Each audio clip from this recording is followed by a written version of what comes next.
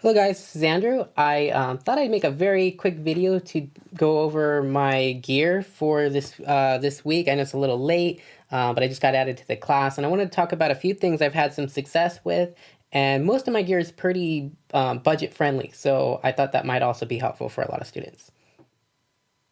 Okay, so for starters, I am using a MacBook Pro, and I use Logic for most of my recordings, and I will occasionally use iMovie and record straight into iMovie, which is just more about convenience and time, because I'll record a lot of sessions for or tutorials for my classes, and I just want to record and put those up and respond to students as quickly as possible.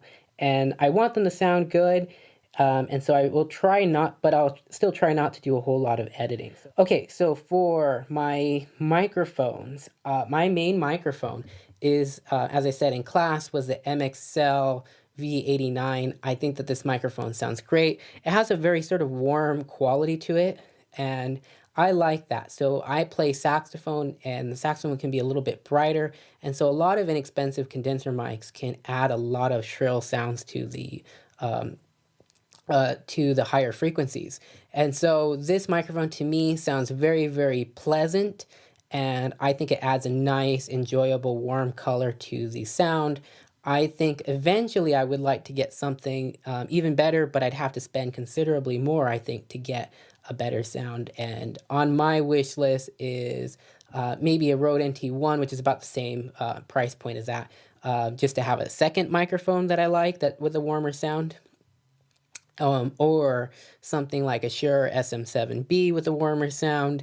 The new Mackie budget microphone, that I think it's the EM91, something like that, has a very warm sound and character to it. And for an upgrade, I would be looking at something like a TLM 103. But I also like the Lewitt mics, and so the Lewitt 440 Pure is very interesting to me, although that has a much brighter sound. Okay, so my other microphones include some stereo mics. So these are the Shure KSM 141s, and these have two polar pattern options, and so I like that because I can experiment with different polar patterns. But I mostly use these in the cardioid setting. I use an SM57, which is, sort of an industry standard, and then a copy of the FSM58, which is a GLS58. And I highly recommend this microphone if people are on a budget because it's only $30. It sounds really good. It has a switch on it, which is very nice. And if something should happen to it, if I take it to a live gig, I won't be as sad if something happens to it. Okay, so for USB microphones, I have two. Well, actually, one of them is not really mine. You're listening to the Samson Meteor, and I think this mic sounds great. It's in a cardioid setting only.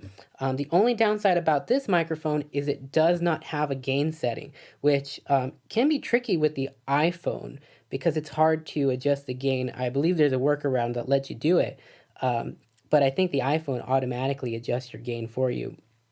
But it's very easy to use with my MacBook. And so I like this. I think it's very convenient. It's got these little feet on it, so I don't necessarily need to bring an extra stand with me when I'm using it. Jocelyn's microphone is the Yeti, and I bought this for her so she could make ASMR videos, but she hasn't really done it yet. And this one's a cool one because it does have those different polar patterns. And for ASMR, that sort of stereo left-right sound is very pleasing and nice. And it also has an omnidirectional pattern. But if you just look at the size difference between the two, the Samson's much more compact. And so I think that that's ideal for something that you're just going to throw in a backpack and go. And it's also half the price. And in just the cardioid setting, it sounds to me to be just as good as the Blue. All of these, when recording, are going into my Focusrite Claret. Or occasionally I'll use this tube pre by Presonus, which I swapped out the tube for. Focusrite interfaces are great. I love them. I think they're reliable. They're easy to use. I chose this one because it had more inputs and it was just on sale at the time. In fact, it was cheaper than some of the options with less inputs. So I just went ahead and bought this larger one. But I would like to get a Scarlett, something that I could throw in a backpack and have be more portable. Okay, and then for monitoring, I am using KRK Sixes, and I've had very good luck and experience with these. I have them in that perfect sort of equilateral triangle from my mixing position. As you can see, they're on top of some pads so they don't transfer bass frequencies into my desk.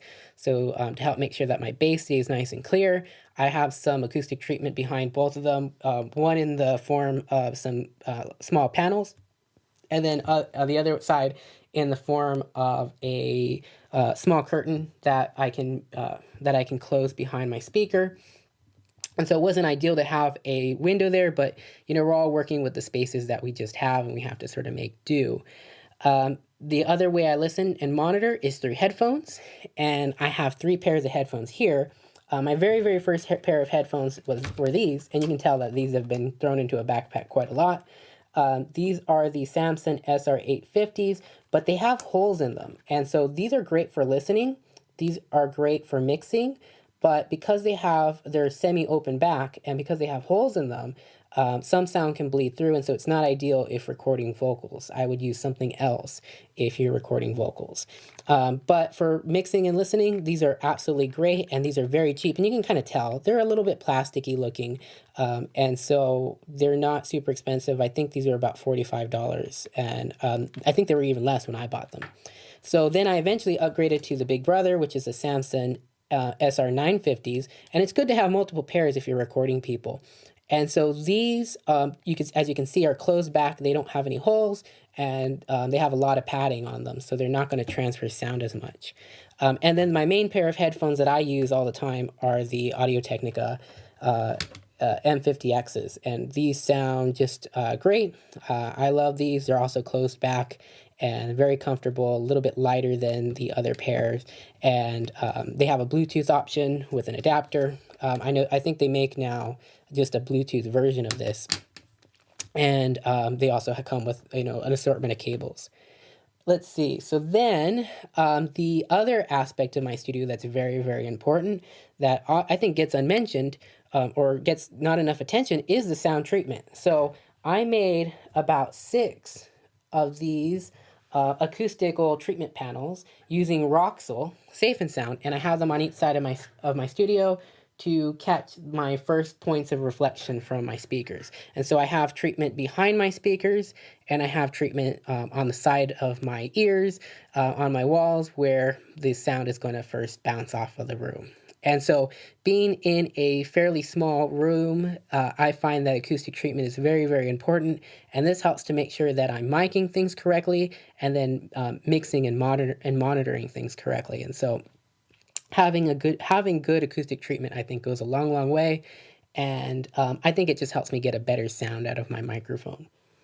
Okay, and lastly, I have this moving blanket that I use as a form of acoustic treatment. Sometimes I'll just drape it over an unused mic stand, and I'll just place this behind whatever I'm recording. So that's usually me and my saxophone, or I can place this behind the mic, although I'll get less of an impact if I place it behind the microphone, since most of my microphones are cardioid. But I find that this is very, very useful to have because I can move it around the room, and I can even hang it from the ceiling. I put little hooks on the end, so I have some hooks on my ceiling that I can occasionally hang from, but that sometimes is a little bit harder than just draping it over a microphone stand and placing it behind me. So that's another maybe possible trick that some of you can use if you want to have better acoustical treatment, but you don't want anything permanent.